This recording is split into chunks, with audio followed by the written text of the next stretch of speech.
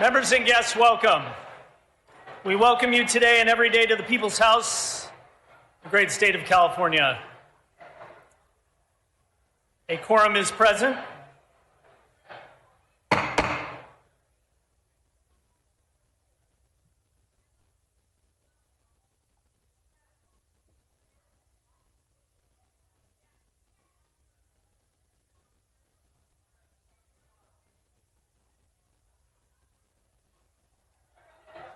Thank you, members.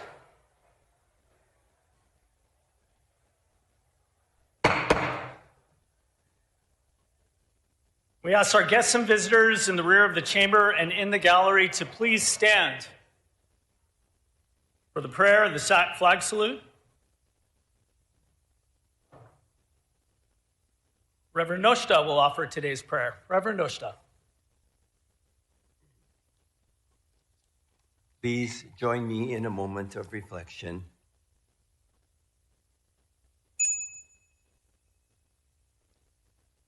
It is interesting, Confucius said, one who wishes to teach or to lead others should play music for 4 hours a day. It is also said that the historical Buddha would engage in solitary meditation for 4 hours a day. And also interestingly, the late Archbishop Desmond Tutu would begin each day with 4 hours of prayer. Whether it is playing music, meditating, or with prayer, these spiritual teachers encouraged the need to engage in calming self-reflection to help remain centered. In trying to play music, we naturally reflect on how we feel. It is impossible to play when we are angry or preoccupied. So too is it impossible to meditate or pray when we are upset, distracted, or unfocused. The greater the responsibilities of leadership, the more there is a need for deep and quiet reflection in each day. Remembering again the humility it takes to truly lead, let us all embrace our responsibilities of leadership with daily self-reflection. Whether it is with music, meditation, or prayer, self-reflection can help keep us focused and undistracted as we continue to try to set the bar of leadership high.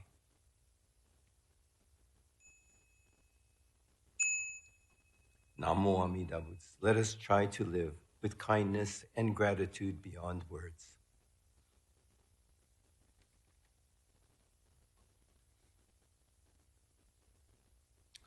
Members, we were all shocked and saddened to hear the news last week of the passing of Congressman Doug LaMalfa. He was a devoted public servant who will be deeply missed. We send our heartfelt condolences to his wife, Jill, his family, friends, colleagues. I ask that we observe a moment of silence for the Honorable Doug LaMalfa.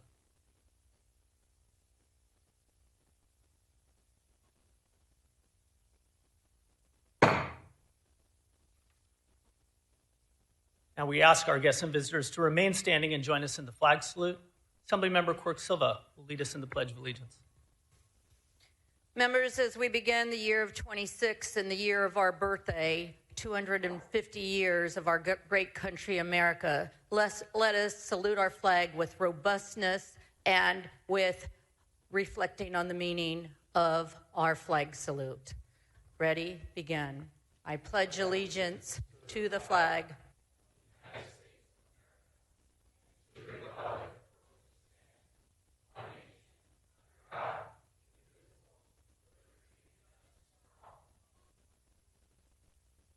Without objection, let us recognize. Thank you.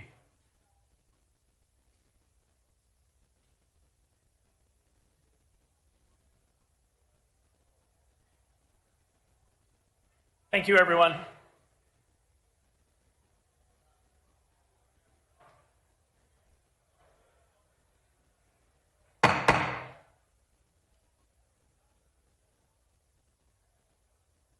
Thank you, everyone. Please take your seats. Quorum. Thank you, members. Let us recognize that we are on native land. We acknowledge that California's state capital sits on the ancestral homelands of the Miwok and the Nisenan people, where a monument stands on Capitol grounds in their honor. The broader Sacramento region comprises the ancestral homelands of the Miwok, the Nisenan, the Patwin, and the Southern Maidu people. Thank you, members. We recognize that all Native American peoples have a deep connection to the land and made significant contributions to California, the United States, and to the world. It is without a doubt very important for the legislature to help ensure that Native American tribes across California can grow and carry forward their tribal cultural knowledge and teachings on behalf of all Californians. This reflects our commitment to maintaining strong relationships with Native Americans in the state of California and across our nation. To our guests and visitors today, state law prohibits persons in the chamber from interfering with legislative proceedings or disrupting the orderly conduct of official business. Persons disrupting legislative proceedings are subject to removal, arrest, or other appropriate legal remedies. Reading of the previous day's journal. Assembly Chamber, Sacramento, Friday, September 12, 2025. The Assembly met at 1 p.m. The Honorable Josh Lowenthal, Speaker Pro Tempore of the Assembly presiding. Chief Clerk Sue Parker at the desk. Majority Leader Aguiar Curry moves and Ms. Sanchez seconds that the reading of the previous day's journal be dispensed with. Presentations and petitions, there are none. Introduction and reference of bills will be deferred. Reports of committees will be deemed read and amendments deemed adopted. Messages from the governor will be received in the joint convention. Messages from the Senate, there are none. Members, before we begin the joint convention, please clear your desks. Put any items you may have inside your desks. All tops of your desk, put items away now. All flags, all drinks, off your desks. Now moving on to motions and resolutions. Today's absences will be deemed read and printed in the journal. Majority Leader Aguiar Curry, you are recognized for your procedural motions. Good morning, Mr. Speaker. I request unanimous consent to suspend Assembly Rule 118A to allow Speaker Rivas to have guests on the floor at the rostrum and at the rear of the chamber today. Without objection, such shall be the order. Pursuant to Assembly Rule 96, I request unanimous consent to re-refer AB 277 Alanis from the Human Services Committee to the Public Safety Committee and then back to the Human Services Committee. Without objection, such shall be the order. Pursuant to Assembly Rule 97, I move to re-refer File 81, AB 710 Irwin to the Utilities and Energy Commission. Without objection, such shall be the order. And I request unanimous consent to suspend Assembly Rule 56 to allow the following committees to notice bills pending for re-referral. Housing and Community Development Committee to notice AB 739 Jackson for their hearing on Wednesday, January 14th, pending re-referral from the Business and Professions Committee. Local Government Committee to notice AB 748 Harbidian and AB 874 Avila Farias for their hearing on Wednesday, January 14, pending re-referral from the Housing and Community Development Committee.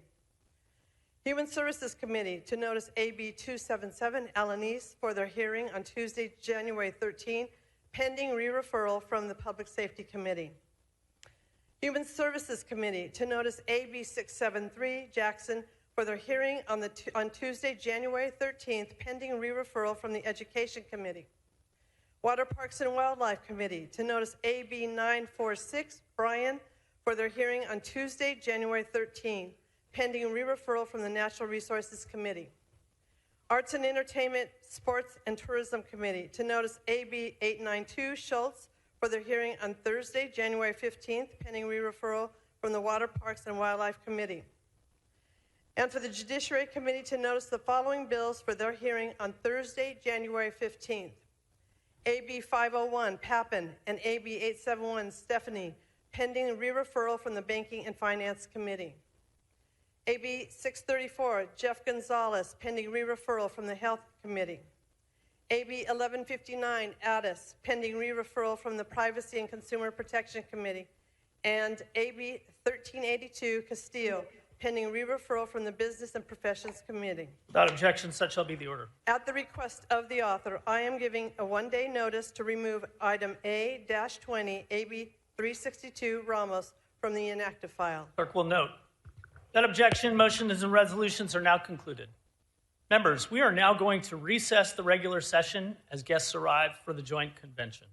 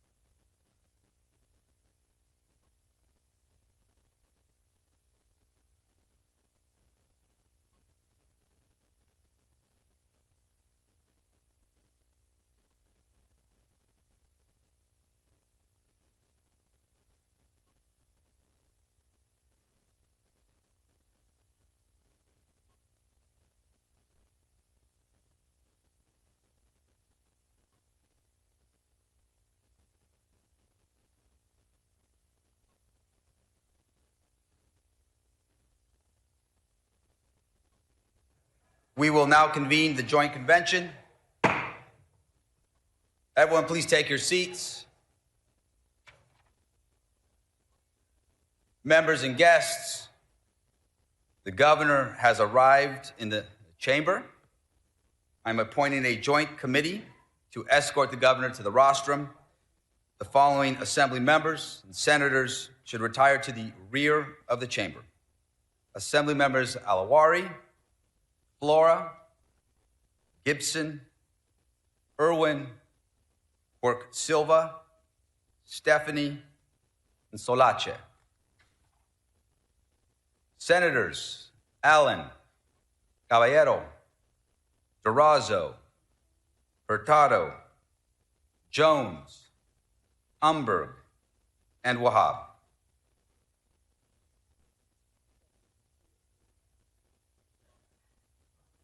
Members and guests, please welcome the 40th governor of the great state of California, the Honorable Gavin Newsom.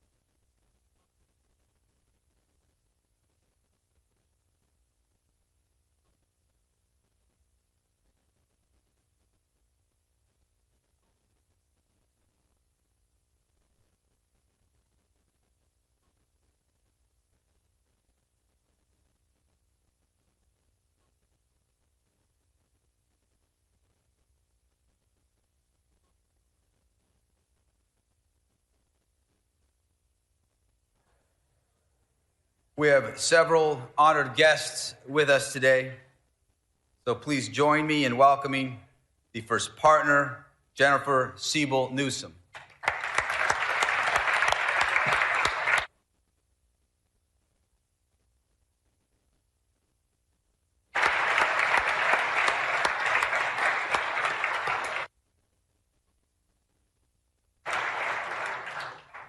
Please join me in welcoming the constitutional officers of California, Lieutenant Governor Eleni Kounalakis,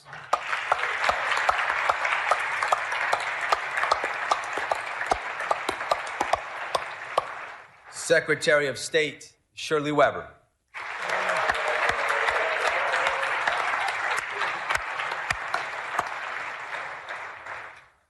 Treasurer Fiona Ma,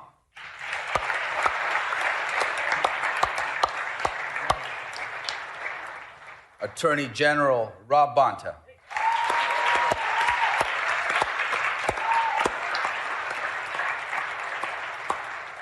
Superintendent of Public Instruction Tony Thurman,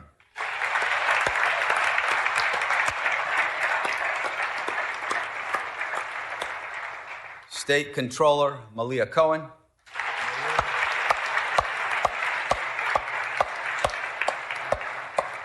and with us today from the Board of Equalization from District 2, Sally Lieber,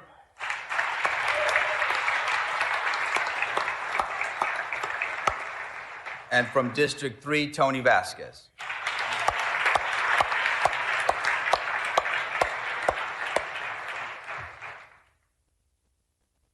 Please join me in welcoming the justices of the California Supreme Court, the Chief Justice Patricia Guerrero,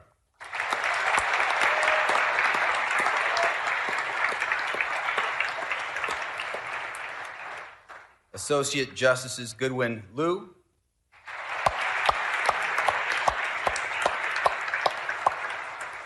Leandra Kruger,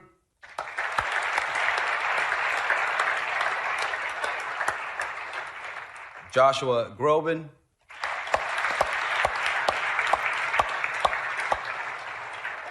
and Callie Evans.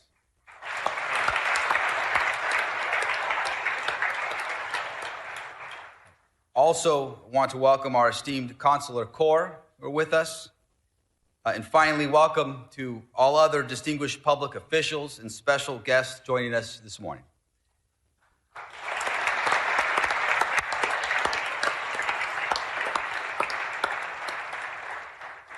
And before we start this morning's proceedings, I want to begin by calling for a moment of silence.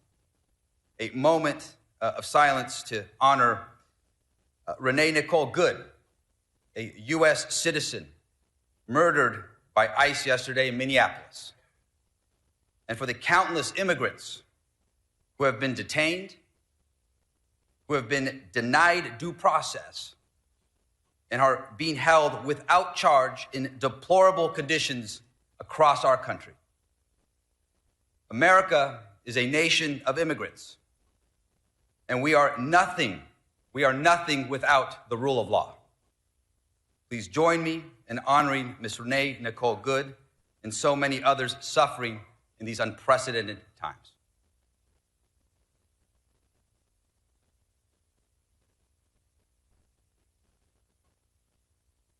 Thank you. And again, I want to welcome you all to this assembly chamber. I want to welcome the people of California who are listening and watching today.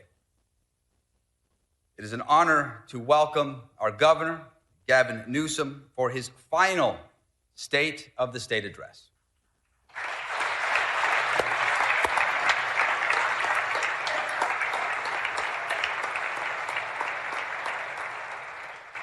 So, Governor, your bold, trailblazing leadership has strengthened opportunity, and it's helped shape California's future for generations to come. On behalf of everyone gathered in this chamber today, we extend our sincere gratitude.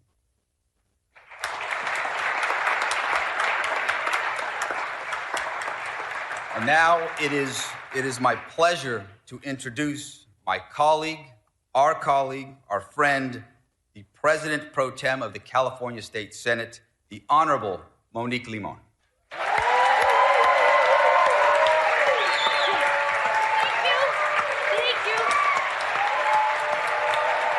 Thank you.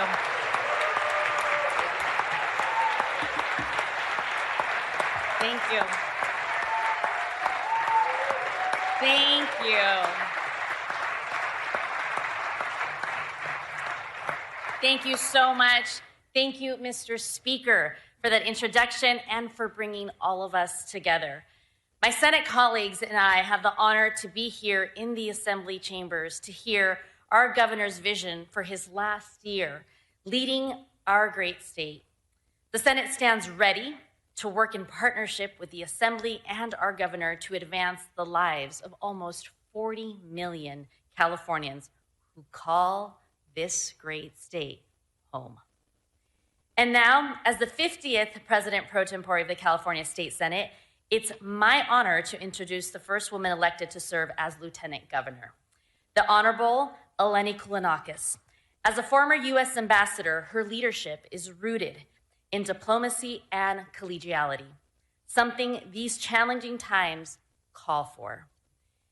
And here, in her role as Lieutenant Governor, she has shaped to ensure that Californians have greater access to housing, education, and healthcare, priorities that my Senate colleagues and I share. Please help me in welcoming the 50th Lieutenant Governor for the state of California, Eleni Koulounakis.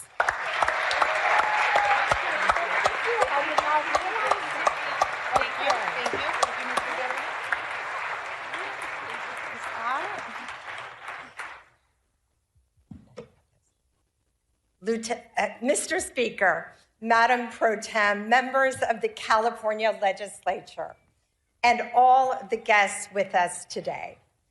7 years ago, I stood in this chamber to introduce Governor Gavin Newsom for his first State of the State address. Back then, none of us could have imagined the scale of the challenges ahead or how dramatically they would test California and our system.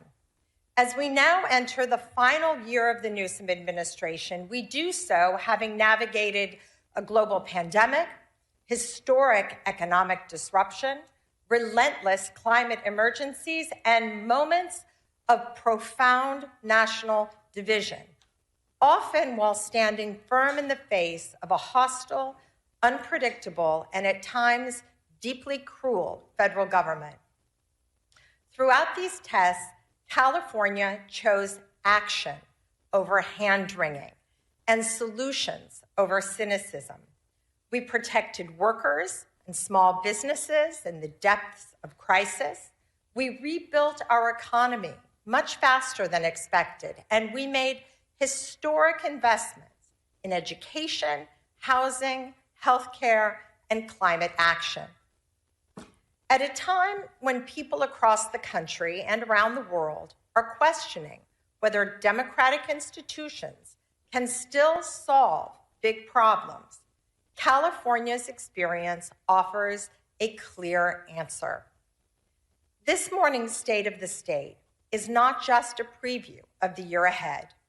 It is a reaffirmation of what effective, accountable government can achieve, especially when it is led by a governor who measures leadership by impact, who believes deeply in the promise of California, and who has never backed down from the responsibility of governing in difficult times.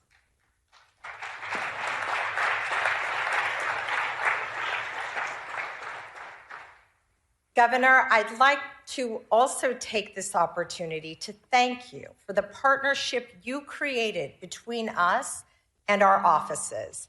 It is a rare accomplishment. And I am especially grateful for the trust you placed in me to serve as your representative for international affairs and trade. As a former United States ambassador and as the members of the Consular Corps here can attest, California's role on the global stage has never mattered more. The world is quite literally watching. Ladies and gentlemen, the 40th governor of the state of California, Gavin Newsom. What number am I? 40? I don't know. I don't remember. I don't even remember. 40? I don't even know. All right, Contra. Thank you. Thank you, everybody. Thank you. Thank you, everybody. Thank you, Madam Lieutenant Governor. The Speaker, I'll pick up on your remarks to the person who should be given the State of the State based on your reaction, our new Senate Pro Tem.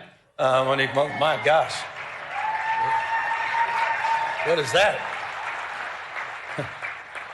Clearly still in your honeymoon phase. You're going to enjoy it. I'm just saying. By the way, I was looking for some response from some of the folks over here on the right. When the Speaker said this is his last State of the State, I was assuming DeMaio would look up and maybe applaud or something. So hopefully a few of them are shaking their head. They're looking forward to this. The sad thing for you, you're going to have to endure about 45 to 50 minutes of this. And I say endure because we're all in this together, including myself. The reason I've been back here in a few years is, as you know, I have no problem speaking, and perhaps, sometimes a little more long-windedly than people like. But when it comes to the written text, that has never served me well. I did a little children's book a few years back that sort of exposed the truth, the ugly truth about my challenges with reading. I'm not shy or, embarrassed about my 960 SAT score, but I am a little bit about my inability to read the written text. And so it's always been something that I have to work through and I'm confronting. And so I say that with grace. I say that with the humility that's at hand today. And I also say that in the spirit, as I said, of what the Speaker was saying. For some of you, it may have been a little jarring, what he said. For others, it was more than appropriate. It's the stress that many of us are feeling, the stacking of stress, in that journey the Lieutenant Governor is talking about over the last 7 years. And I don't think we've given ourselves the kind of grace that we deserve. We never had time to really reflect on everything we've been together. Last time I talked here was 2020. And all of a sudden, everything was virtual. And then we came right out of that, and the social unrest, supply chains, inflation, all this stacking of stress. And so I'll try to reflect some of that in my comments today. I'll say things that may be piercing to some of you, but it's not intended to demean, it's not intended to divide, but I'm speaking from my heart. I'm saying what I think, again, with the grace and humility to know that I am constantly a work in progress. I'm learning on this job, 7+ years in, learning every single day, and proud in closing as I jump into the speech of all of you and all that I've learned from each and every one of you, each and every one of you, regardless of your politics, regardless of your faith, regardless of where you live and who you voted for. I just want to express gratitude to every single person in this chamber, to every single person that shaped who we are today and what this state represents, not just today, but tomorrow. But first, I appreciate it.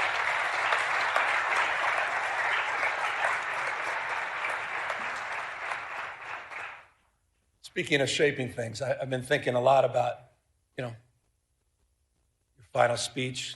Think about your life. Think about your journey. Think about the things that shaped you. And I'll begin a little bit with that, about having spent nearly my entire life, now almost 6 decades, along the rivers of this remarkable state, from my youthful days on the upper American River with my dad to my time with my own children downriver, not too far from here. Those rivers that have shaped the story, not only my life, but shaped the story of California, a sense of place, from native people shaped by these rivers to men who extracted riches from their silt. The shout a shout of Eureka, Eureka. When the madness began, fortunes were made, fortunes were lost, time over and over again. Farmers who worked the soils nourished by those rivers, settlements that turned into towns, towns that turned into thriving American port cities, industries in our state flourished. Through 2 world wars, a Great Depression, and social upheaval, booms and busts, California endured. California thrived. And the rivers, they kept flowing. For 175 years, California has been a marvel of invention and reinvention, disaster and recovery, grit and ingenuity. We've found ways to build the future over and over. But today, that spirit is being tested. We face an assault on our values unlike anything I've seen in my lifetime. The federal government, respectfully, it's unrecognizable, protecting the powerful at the expense of the vulnerable. Their credo seems to be about fear, fear of the future, fear of the stranger, fear of change. In Washington, the president believes that might makes right, that the courts are simply speed bumps, not stop signs, that democracy is a nuisance to be circumvented, secret police, businesses being raided, windows smashed, citizens detained, citizens shot, masked men snatching people in broad daylight, people disappearing, using American cities as training grounds for the United States military, purposeful chaos emanating from 1600 Pennsylvania Avenue, shifting a tax burden from the wealthy, from billionaires to small businesses, ranchers, farmers, and the middle class, lining the pockets of the rich, crony capitalism at unimaginable scale, state capitalism, self-dealing, profit-making, not policy-making, rolling back rights of marginalized communities, rewriting history, censoring historical facts. Their politics, of some twisted nostalgia about restoring the dynamics of a bygone era. None of this is normal. And it's important to remember at moments like this, the greatest tragedy is not, as King said, the clamor of bad people, but it's the appalling silence of so many good people.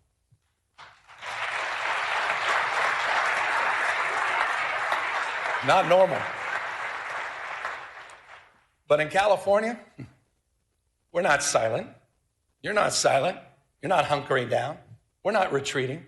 We're a beacon. The state is providing a different narrative, an operational model, a policy blueprint for others to follow. This state, this people, this experiment in democracy belongs not to the past, but it belongs to the future.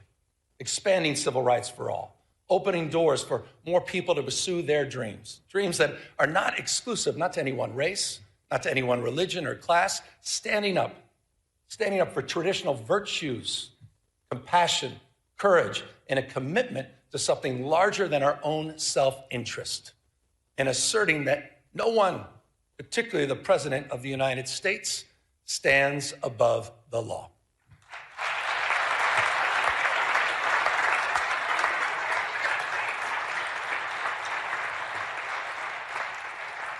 We've gone to court. We've gone to court to protect our people, pushing back against this executive overreach. 52 lawsuits have been filed, funded by you, by the way, in the special session that all of you led. And as a consequence, point of pride for our Attorney General, as a consequence,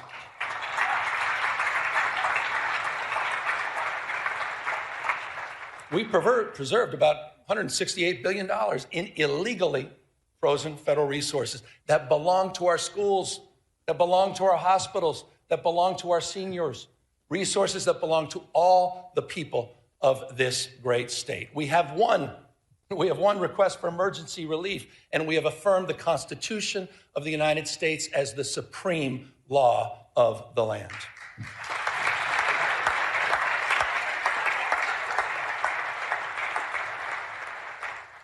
I say this with respect, but mindful. But Mr. President, you can't cut off critical food assistance for millions of people. You can't send the military into American cities without justification. And you cannot cruelly and illegally cut off funding for medical research, homeland security, or disaster response. That is wrong. That is wrong. And you have all stood up. You have all stood up. Our Attorney General has stood up. Our Speaker has stood up. Our Pro Tem has stood up. All of you, on behalf of all people in our state. Proud of that. You should be proud of that.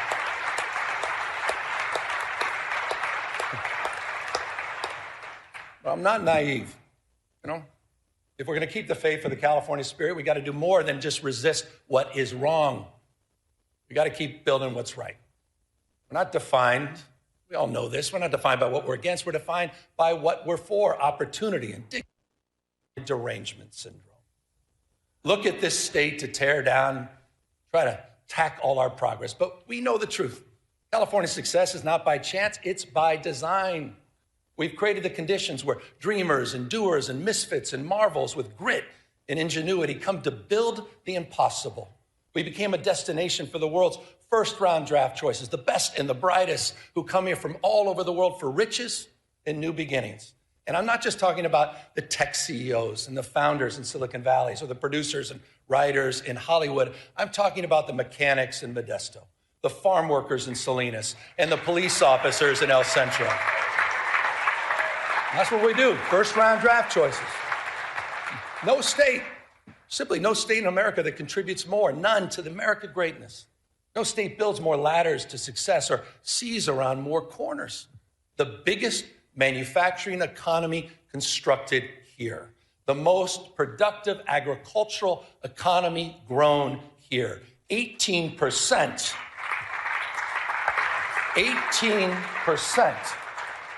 18% of the world's R&D invested right here in California. 1/2 of America's unicorn companies, those companies valued over $1 billion, 1/2 are in the great state of California. And get this, the happiest cities, right here in California, you know who you are.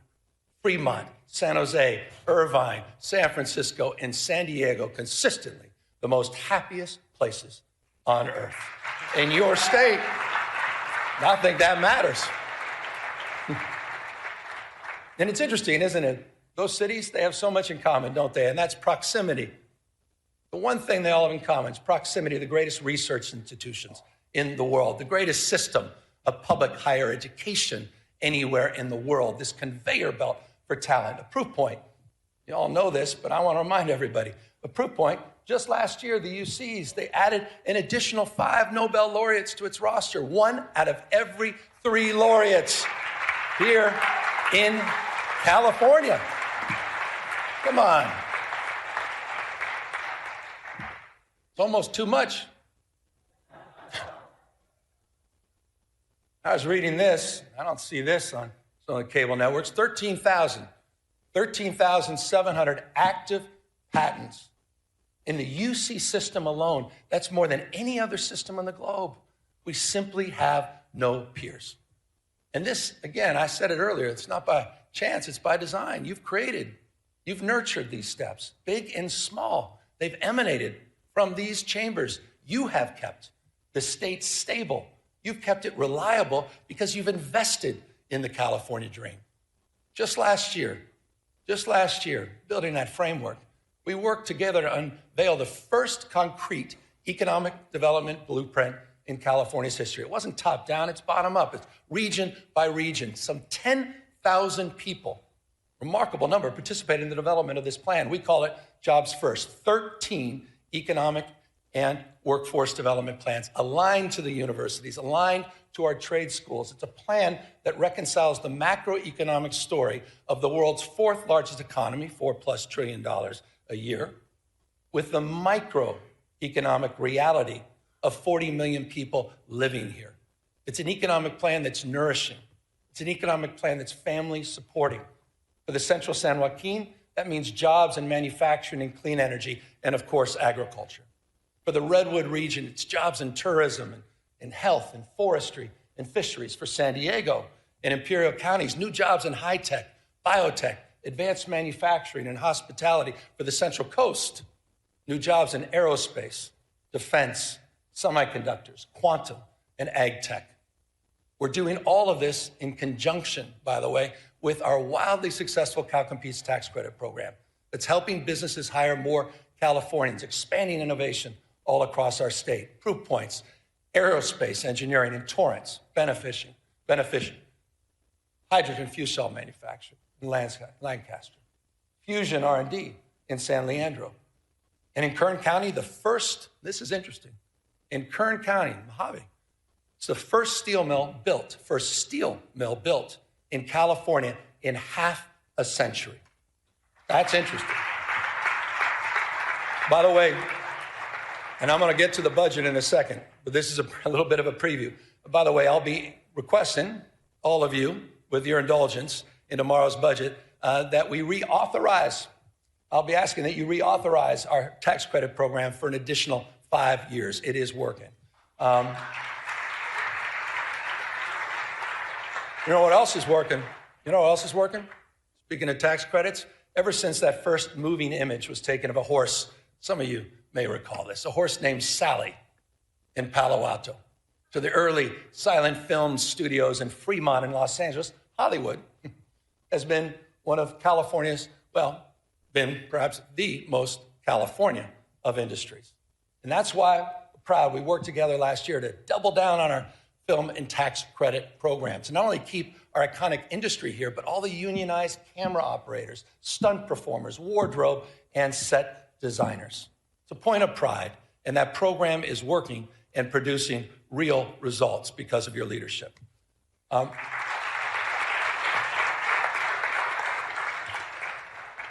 But as we support our proud past, we also need to make investments in our economic future. We're defining the next decade and beyond through robotics and fusion and space and quantum and artificial intelligence. And speaking of which, I understand it goes without saying that no technology holds more promise, also and more peril to jobs, our economy, to our way of life than artificial intelligence. Bottom line is the tech genie's out of the bottle. The question is not whether change is happening, it is. The question is, what values will guide us into this new frontier?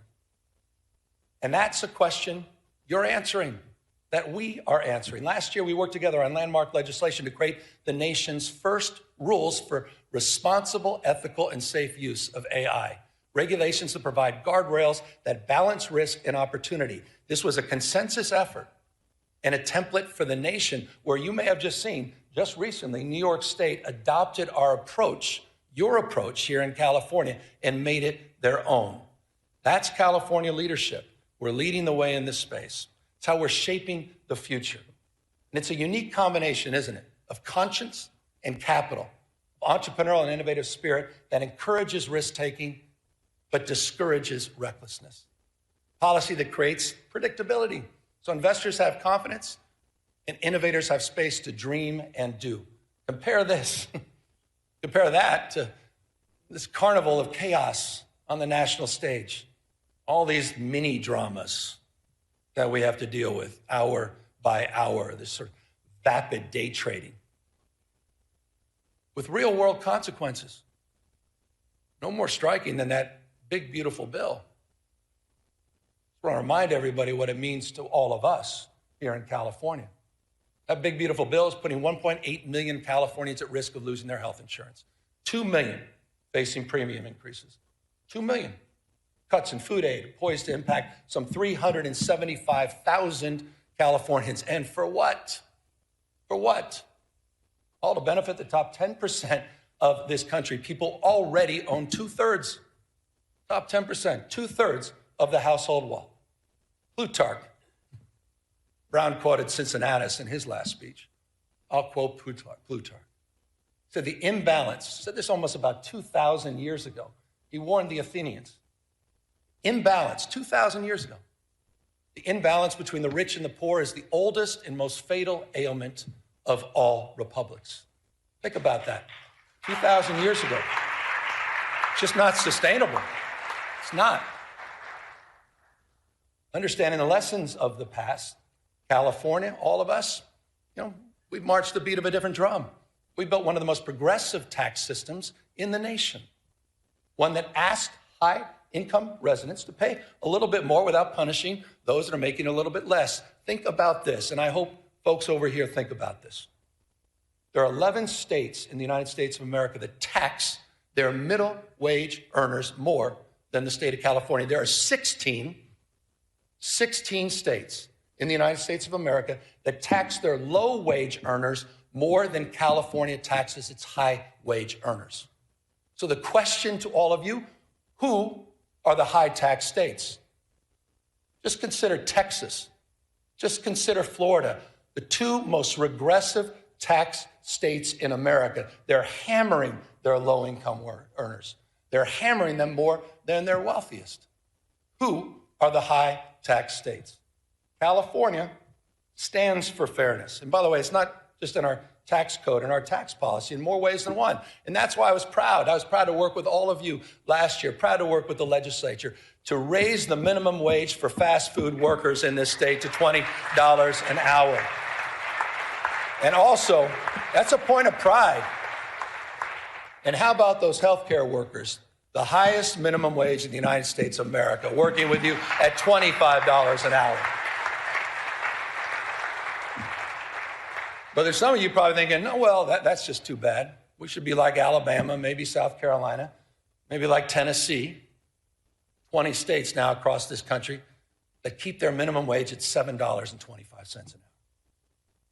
Come on. Hasn't been raised in nearly 2 decades, the federal minimum wage. Try to pay rent, try to raise a family, try to pay for an education on $7.25 an hour. Comes down to a simple question, doesn't it? Who do you stand for?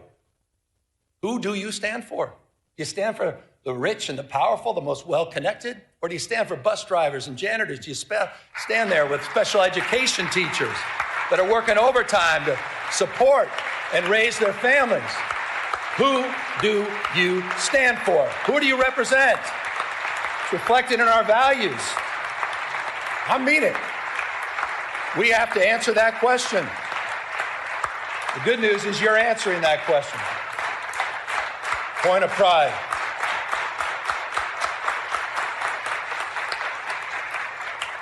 California way.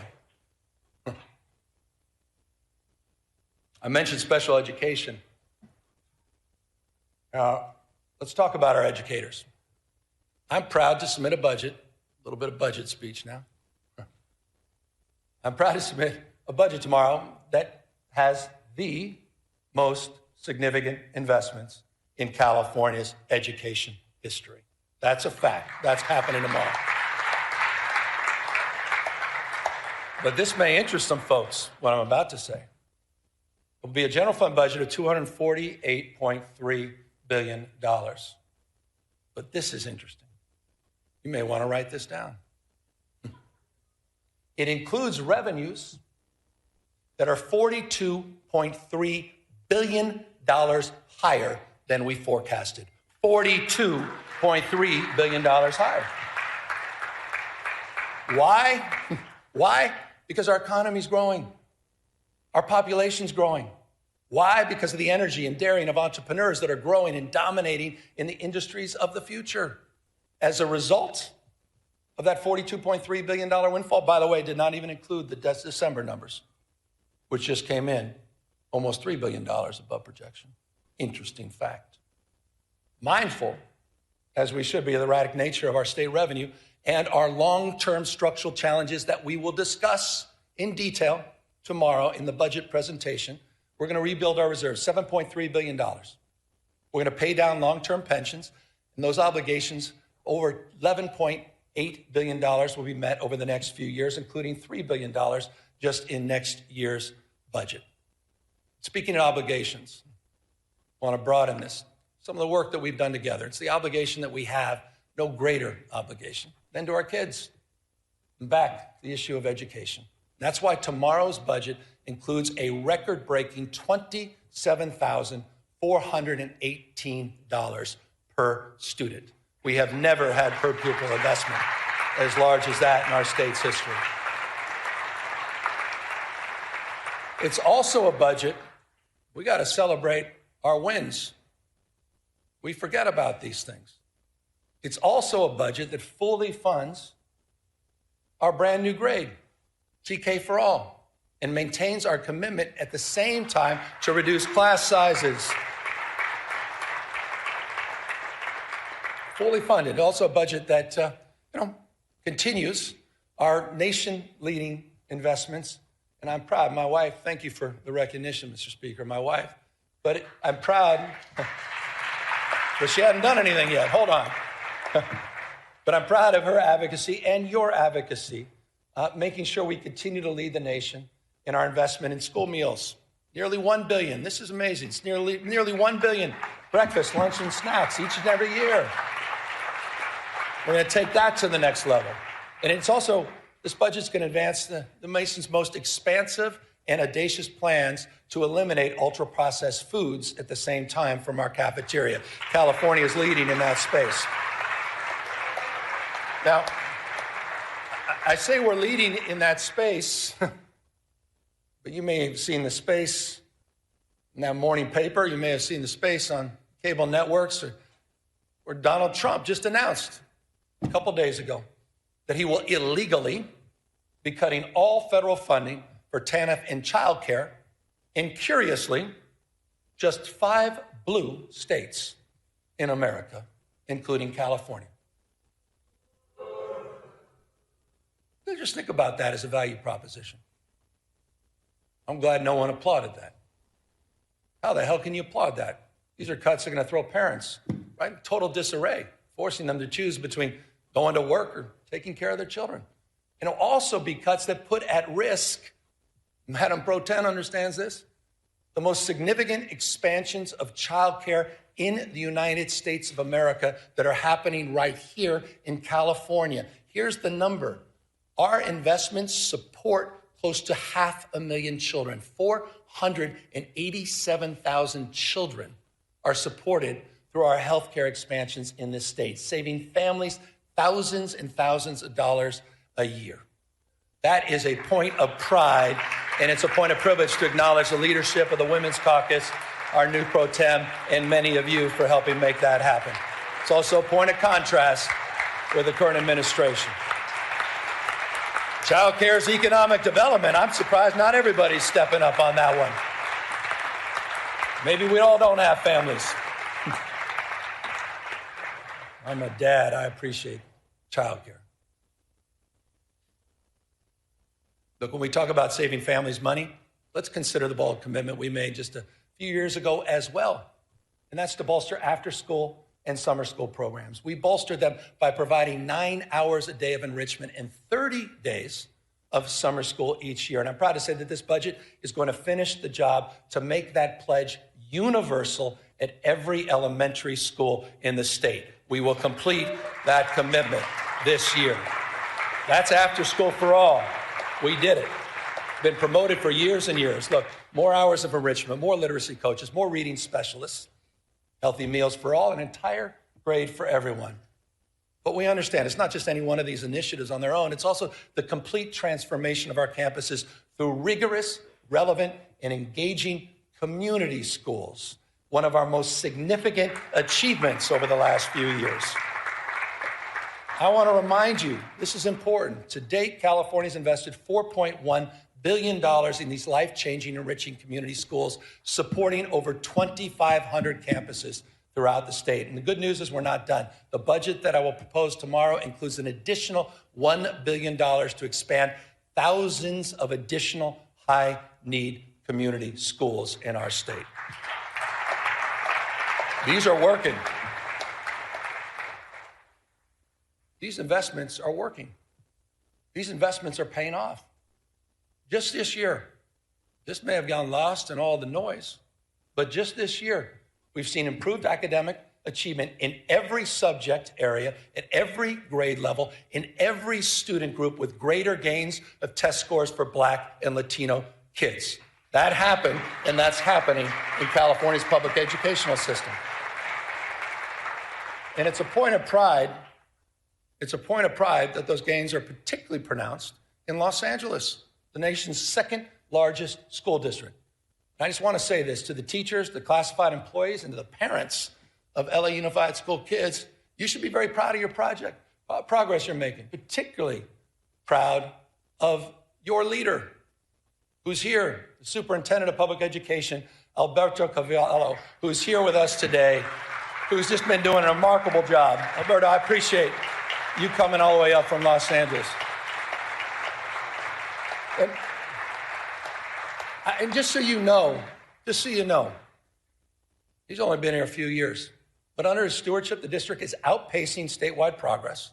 They're exceeding pre-pandemic levels in every category and reaching, get this, the highest levels recorded since the current state assessments were launched a decade ago. Under his leadership, that's happening in the nation's second largest school district. I say this all the time, you're nothing but a mirror of your consistent thoughts. Whatever you focus on, you'll find more of. And I don't think it's such a bad thing that we start focusing on what's right in terms of the investments we made and the return on the investments that we're experiencing. And the superintendent, I assure you, he's the first one to say and acknowledge that we have a lot more work to do. With that, we also have some reforms that I think are long overdue. And I know not everyone may share enthusiasm for these reforms, but I think it's time to modernize the management of our educational system. So the budget I'll be submitting tomorrow proposes that we unify the policy making by the State Board of Education and the Department of Education, which I believe will allow the State Superintendent of Public Instruction to align our educational policies from early childhood through college much more efficiently. I believe that's important and long overdue reform. Speaking of long overdue, I thought we all made the right decision about getting rid of cell phones last year in public schools. I think everybody can agree on that. And if you don't agree, you're not a parent. Every parent understands this. Our kids are increasingly more anxious, more addicted, less free, less happy, because so much of their lives is lived online. So much of their lives have become performative, right? Measured by external validation, likes and followers. We're watching the spiritual health of our young people erode, quite literally, erode in real time. The vital conversation about what to do, that's played out here disproportionately in these chambers for well over the last decade. So I'm proud of all of you. I'm proud of California's leadership, leading the nation in kids' online safety, thanks to laws that you've passed, including many that I had the privilege of signing just last year on age verification, on chatbot safety, on parental controls. But recently, you saw the headlines. You may have reacted, some of you a little bit more than others, to some of those headlines in Australia. Started making you think, are we doing enough? Can we do more? And so the consequences of getting it wrong, you all understand, it's too apparent. Depression, social isolation, some cases, even marginal radicalization, if you think I'm overstating it. What's going on with our young men? What's going on with our boys? Not just online, but also offline. And forgive me for this. I paint a tougher picture, but I thought it was important. You walk into a morgue, you see 5 young people who may have taken their life by suicide. 4 are men. Boys are 14 times more likely to be incarcerated. Boys, 3 times more likely to die from an overdose, twice as likely to be homeless. 1 out of 7 men doesn't even have one friend. Half, this is interesting, may not be surprising to some of you, half of young men have not even asked a woman out on a date in person. Men are struggling. Boys are struggling. The good news is we're responding in this state. I was proud to recently issue an executive order that, among other concrete actions, creates a new service challenge. We call it the Men's Service Challenge. We're calling on 10,000 young men to step up as tutors and mentors and coaches and leaders in their communities. I think that's important. We need more young men. By the way, I saw my wife. She was kind enough to stand up. This is not an ad. But about 20 years ago, she did a landmark film about the misrepresentation of women and girls called Misrepresentation. Oprah bought it. It was very well received. 2 years later, she followed up with a documentary most folks forgot about called The Mask You Live In, 2015, about masculinity and the crisis of masculinity. Not in a toxic sense, not in a pejorative sense, but what was happening with men and boys over a decade ago. This issue is a real issue, and it is not a zero-sum issue.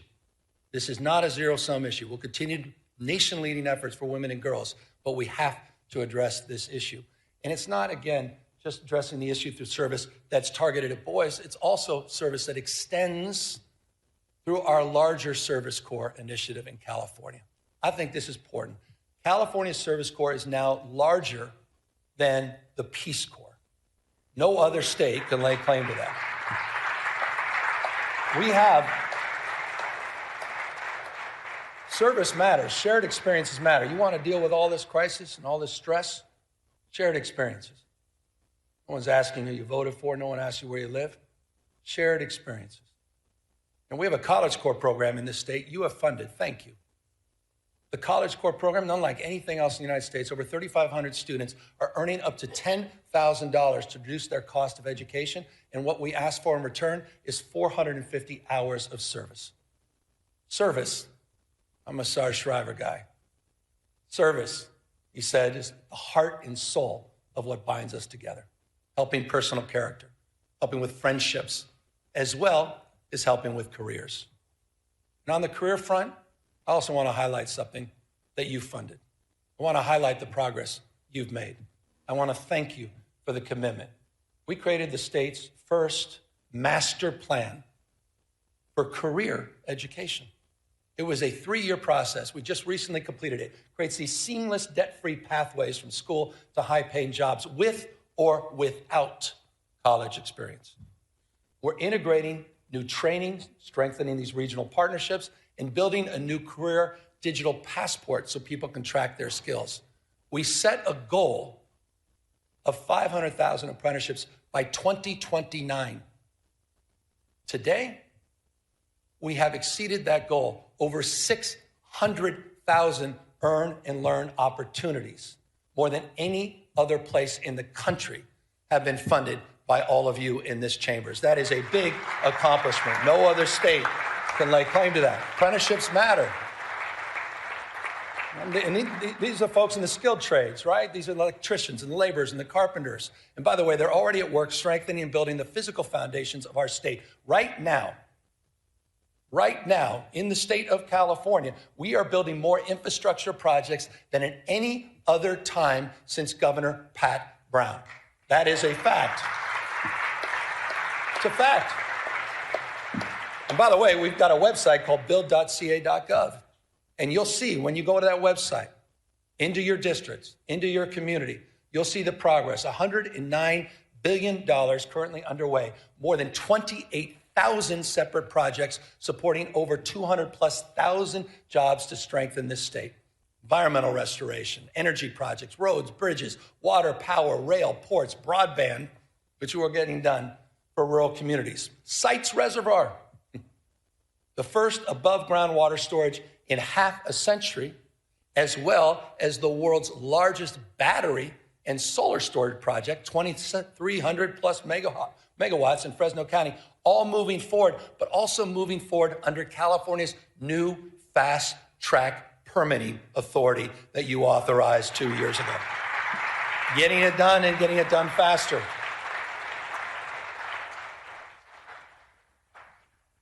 I debated whether or not to include this in my comments, but I thought it's important. My gosh, how about mis and disrepresentation? How about mis and disinformation? Pick up on permitting, fast tracking. You know, we're also laying tracks. Laying tracks in the nation's first high-speed rail system.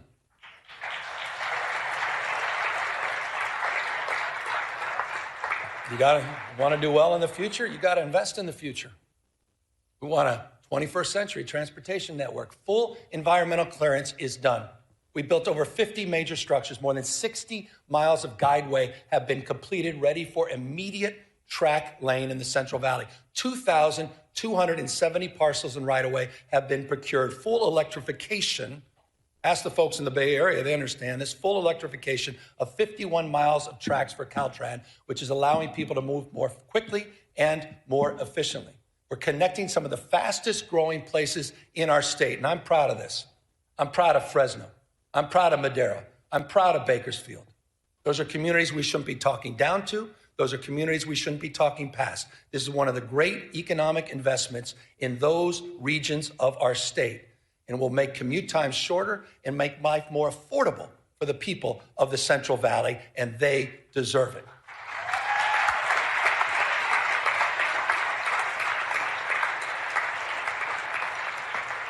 By the way, affordability, it's not a word we just discovered. Certainly not a hoax. So just briefly, here's the way we think about it. I think the way most of us think about it, it's not just one issue. It's a stacking of many, many issues on top of each other. But the one issue that impacts more things in more ways on more days, pretty self-evident, cost of housing. It's really California's original sin. For decades, it's true. For decades and decades, the California housing reforms have been sort of notable for delay, often even denial. That said, a few years back, we got to work. In 2019, we passed the strongest statewide renter protections in the United States of America. We did that together. In the past few years, we have enshrined the most consequential housing reforms in our state's history. Just last year alone, and I'd have to name check about 20 of you. Scott Buffy among many. But I'd probably lead with those two. I was proud to sign 61 housing reform bills, clearing away regulatory thickets, forcing local governments, often resistance, to get in the game, and modernizing our environmental review. But we obviously have more work to do. And this year, I hope we can work together, legislature, to focus on the cost of construction, focusing on utilizing new building methods and new technology that are worker-centered reforms that must bring our brothers and sisters in labor along with us. We have that opportunity this year to build on that. There's another area that also requires our, I think, urgent attention, and that's the institutional investors that are snatching up homes by the hundreds and thousands at a time. These investors are crushing the dream of home ownership and forcing rents too damn high for everybody else. And I just humbly submit, I think it's shameful that we allow private equity firms in Manhattan to become some of the biggest landlords here in our cities in California. It's time to tackle that issue, and I look forward to working with all of you to address it. So in the next few weeks, I've heard from a number of you on this, and I think there's some bills in this space. I look forward to working with the legislature to combat this, at the end of the day, it's just monopoly, monopolistic behavior, and strengthen accountability, level the playing field for working families. And that's going to mean more oversight and enforcement, and it potentially is going to mean changing some of our state tax code to make all of this work. Look, Malia liked the word tax. Housing is just one component. Housing is one component on this stack of affordability challenges that we face. And that's why our stack of solutions has included more than tripling the earned income tax credit in this state and providing some $7.6 billion back into the pockets of people since 2019. We've created the Young Child Tax Credit, the Foster Youth Tax Credit, new programs that we created together. And I'll remind you, we increased paid sick leave and paid family leave, allowing eligible workers, this is important, just went into effect, to receive up to 90% of their wages while they're raising and supporting their families. Few states in America are doing that. Through all of these programs, through all of these targeted tax credits, these rebates and program expansions, the average California family now saves $18,000. Not insignificant, $18,000. But I also am mindful and recognize that the new cost of eggs is now your energy bill. The number one driver, by the way, number one driver of your increased energy bills over the last decade has been the cost of hardening our infrastructure and other wildfire-related costs. Respectfully, significantly, not exclusively driven by climate change. That's why I was proud to work with all of you to extend our nation-leading Cap and Invest program for another 2 decades. But when we did this, we were mindful of this crisis as it relates to utility bills. And we provided in that extension close to $60 billion in rebates for your monthly energy bills. This legislature did that. That is a meaningful accomplishment to address the issue of affordability. We also worked across our differences, finally, after years and years, to come up with a new energy market, a regional energy market that will also increase reliability at the same time it lowers energy bills. By the way, one of the things that's not high, interestingly, unsurprisingly in California, is our uninsured rate. 6.4%, it's among the nation's lowest. In addition to our healthcare expansion, no other state has done more in that space. We also subsidize some 370,000 people to help bring down the cost of their health insurance through Covered California. But respectfully, it's not good enough just to subsidize healthcare costs. We need to lower them fundamentally.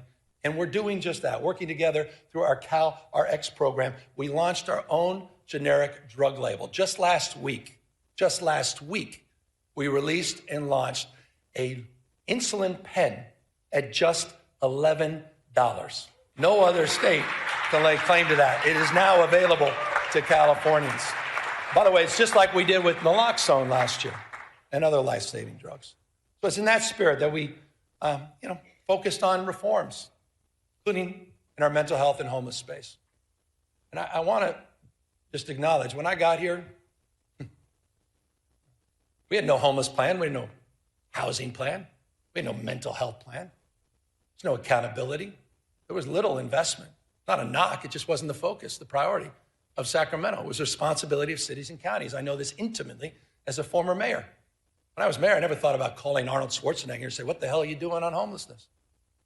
Wasn't even in my consciousness. It was responsibility exclusively of cities and counties. That has fundamentally changed. We crafted new statewide programs. Just think about this. Don't forget about it. You funded Home Key. You funded Project Room Key that together have taken, quite literally, PolitiFact this, 72,000 people off the streets by converting hotels and motels and other properties into long-term housing. And by the way, we're seeing results. We're seeing results. Early data just compiled. You may have seen this. We just released it. Early data shows, and this is the important number, unsheltered homeless, that the number of unsheltered homeless in California dropped almost double digits, 9% last year in 2025. It dropped in the state of California. First time in over a decade and a half that we can lay claim to that. LA down 10.3%, Riverside down 19%, Contra Costa County down 34.8%. And I'll remind folks, by the way, you think this is unique to California? Overall homelessness in the United States of America went up 18.13% last year. California, 2025, unsheltered homeless, 9% reduction. First time in almost 2 decades. So the investments are paying off, and of course, it's not good enough, particularly for those living on the streets, self-medicating with drug and alcohol addictions, those suffering from bipolar disorder, schizophrenia, and paranoia. But because of your leadership and new tools to address this issue, we've modernized California's landmark conservatorship laws for the first time in over half a century. You created Care Court, a new legal framework to connect people with untreated psychosis to court-ordered services and housing. And the California voters, they did their part. They supported Proposition 1 with a passage in 2024, $6.38 billion. Here's a brief update for folks that just think this is all going to go away on its own and we don't have to make investments.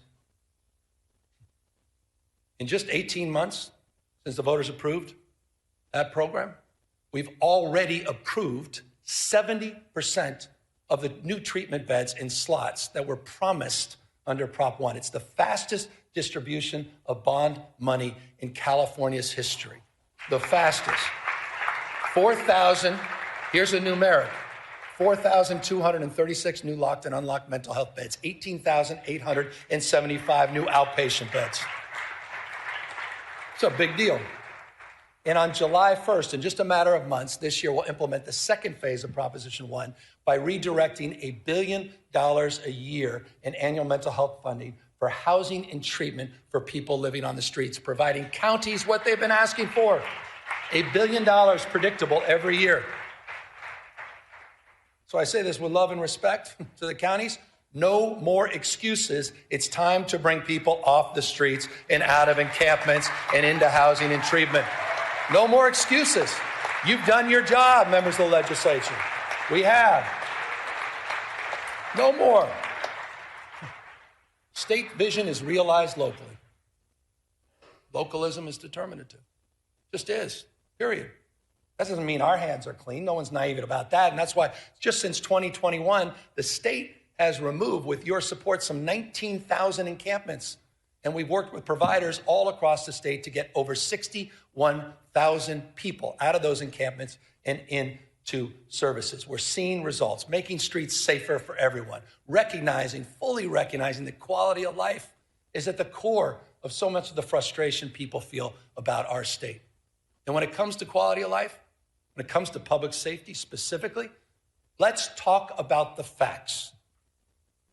For the first time in California's history, you stepped up, did something we've never done in the past.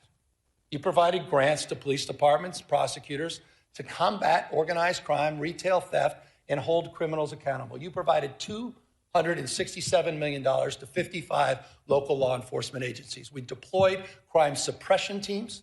We deployed them in Bakersfield. We deployed them in San Francisco. We deployed them in San Bernardino, in Oakland, and recently, because of the tragedy, the shooting in Stockton, we deployed them there. We're supporting local law enforcement. We're also supporting, with the help of the California Highway Patrol, a force that's been bolstered by the addition of 1,000 new officers. And here are the results. Here are the results. We have seen double-digit decreases in crime overall in the state of California. Property crime down, aggravated assault down, car theft down, burglary down, robbery down, violent crime down. California cities are seeing record low homicide rates. Oakland, the lowest homicide rates since 1967. LA, the lowest since 1966. My old town, San Francisco, they're going to have to update their talking points, aren't they? My old town, San Francisco, the lowest homicide rates since 1954. 1954. Okay. Again, we got more work to do, but to those with that California derangement syndrome, I'll repeat, it's time to update your talking points.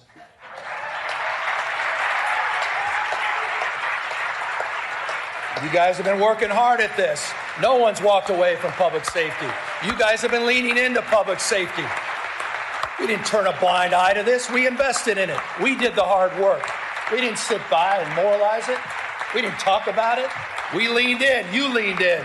And you're producing real results all throughout the state of California. Proud of that. Look, California remains the most blessed and often cursed place on earth. Profound natural beauty, prosperity, profound natural disasters, testing our spirit, testing our resources. I want to close with two things here. I was down in Belém in Brazil at COP30 recently. It was a climate conference. By the way, the U.S., nowhere to be found. We were a footnote. The United States was a footnote. China, close to 800 delegates. United States, not one, not even a note taker. I want to remind everybody, China today manufactures industrial policy, manufactures 70% of the world's electric vehicles. They're flooding the global market with increasingly high quality and inexpensive cars. And I just want to say this clearly, so it explains a little bit about our rationale. This is not about green power. This is about economic power. They are dominating the space. They're locking in markets. They're locking in supply chains. They're locking their influence all across the globe. They're cleaning our clock. But in California, we're not bystanders. We've already seen 7 times more clean energy jobs than fossil fuel jobs in the state of California. And last year alone, the 4th largest economy in the world, using 100% clean energy, 4th largest economy in the world, was run on 100% clean energy for at least a part of 9 out of 10 days. Think about that. It's unprecedented. Unprecedented. Almost 9 out of 10 days. 2/3 today, 2/3 of our energy comes from clean sources. Solar, hydro, comes from wind, and geothermal comes from nuclear power. And just last year, California finally ended its use of any coal-fired power. None. We're in the how business. We're proud to be in the how business, and we understand something that increasingly people are starting to understand, at least people that are open to argument, interested in evidence. That climate risk is financial risk. That climate risk is becoming uninsurable. That's why in California, we're making our homes and communities more resilient to heat and fire. That's why we're working with our insurance commissioner. A lot of work to do here. Talk about grace. Working with our insurance commissioner to protect homeowners from unpredictable rate increases and cancellations. We became the first state, together, we became the first state in the country to require insurers to lower insurance for home hardening upgrades. That is not the case in any other state. And in the last few months, this is important. In the last few months, 6 insurance companies announced their commitment to remain in or expand coverage here in California. Again, a lot more work to do. That was important. That was an important milestone. You saw it, Farmers and Mercury and some of the AAA affiliates. Important milestone. But more work to do. Fully implement the commitments we laid out in the sustainable insurance strategy, and more work to do to hold insurance companies accountable for meeting their obligation to insure in high-risk areas throughout the state of California.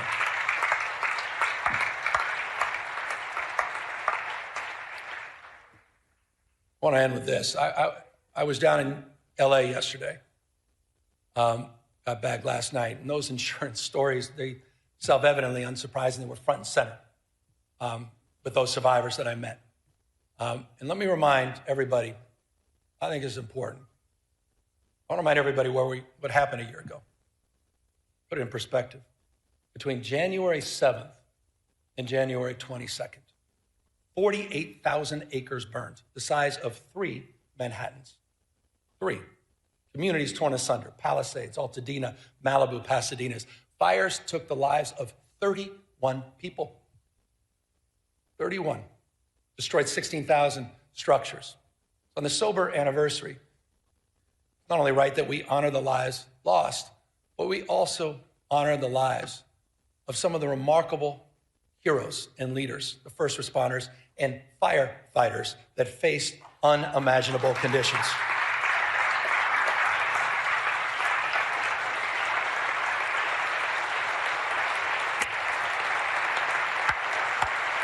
Some of you were there. You saw it.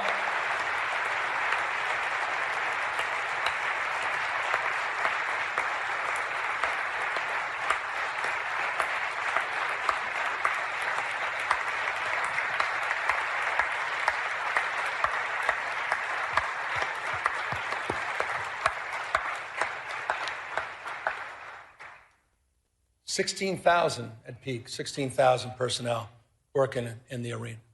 The theater of fires, 16 plus large-scale fires. Remarkable. It was a firestorm, I'll remind you, in the middle of winter. Hurricane force winds attached to a fire. What they did, I don't need to say it, you just demonstrated, it was miraculous, it was heroic. They battled these impossible conditions in the wind and in the dark, flying dangerous night missions over the firestorm. CAL FIRE, as you saw a moment ago, is in the audience, but you know who else was up there? And thank you for applauding them, the community groups and the business owners. And most importantly, can you just stand up? And I'd ask you all to stand up again. the survivors of the Eaton and Palisades fires. Would you all just stand up? And thank you for your courage. Thank you for your resiliency. Thank you for your strength. We haven't forgotten about you. We won't forget about you. You said we had your back, and we mean it. Thank you. Thank you.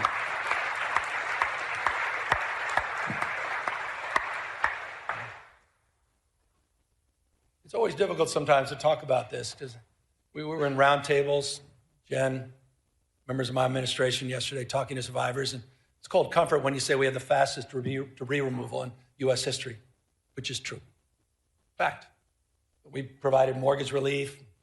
You provided $2.5 billion of grants and funding. I've signed 27 executive orders. You've passed dozens and dozens of bills to reduce and remove, reduce time, reduce red tape to allow survivors to rebuild much more quickly. And it is true at this time, 14,000 structures in the Paradise fire. There were only 385 permits, 16,000 structures. We've over 2,500 permits in LA, but it doesn't mean anything if you're not one of the beneficiaries of that. And so we recognize that it's not good enough, and it's not nearly good enough. And that's why we need to do more to turbocharge the efforts to rebuild these communities. And that's why I'll be asking you, and it's in the budget we'll provide tomorrow, to focus on a new rebuilding fund that will help close the gap. This is the biggest challenge, close the gap between insurance payouts and the cost of rebuilding. This will help get survivors back in their homes much, much faster. But I'd be remiss. Contrast these efforts with the President of the United States. Been a year. Contrast these efforts to Donald Trump's. His complete failure to act. He's even refusing to send a disaster recovery request to Congress of $33.9 billion. By the way, that request supported by every member of the California delegation. Every Democrat, every Republican. We lost someone I thought was a wonderful human being, Doug LaMalfa. I was engaging with him on water policy just last week. Doug had our back. Doug was there in the first round. Doug met with us. Doug said, we don't play politics with this. It's time for the President of the United States to act like the President of the United States, all the United States of America, to fulfill his promises that he made to deliver for the people of Los Angeles. It's time for the President of the United States to do his job, not turn his back on Americans that happen to live in the great state of California. He was there. We were there for you in Paradise.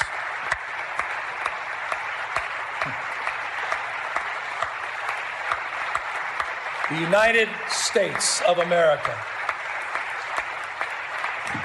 The United States of America. Yes, no doubt these are challenging times. It's not just because of the fires, not just because we get to the federalization of the National Guard or the assault on our democratic norms and institutions. And yet, I think it was one of our finest. Because hardship doesn't merely wound us, it reveals us. The story of California has never been a story of ease. It's a story of effort, strengthened by trial and enlarged by the people who refuse to give up on one another. We built something that is not perfect, not finished, but it's real, always moving forward, like the rivers that define our landscape. Our people themselves are unstoppable. We're home to more Americans than any other state. Culture, food, music, AI, biotech, quantum computing, agriculture, all happens here first. We don't run from change, we drive it. And we're proving that inclusive democracy works. We're proving that expanding human rights works. We're proving that legal immigration works. And we're proving that a progressive tax structure works. California's never been about perfection. We're about persistence, the courage of our convictions, and the strength to embody them. That's the California way. And it lights the path for the rest of the world. The work we do, the work you do, building a California where every person can see themselves is never ending. And so we continue on. Because years from now, we can tell our children we did not settle for the world as it was. We can say with pride, we built something worthy of them. We built the future. Thank you all very, very much. Thank you to this legislature for your remarkable leadership. Thank you.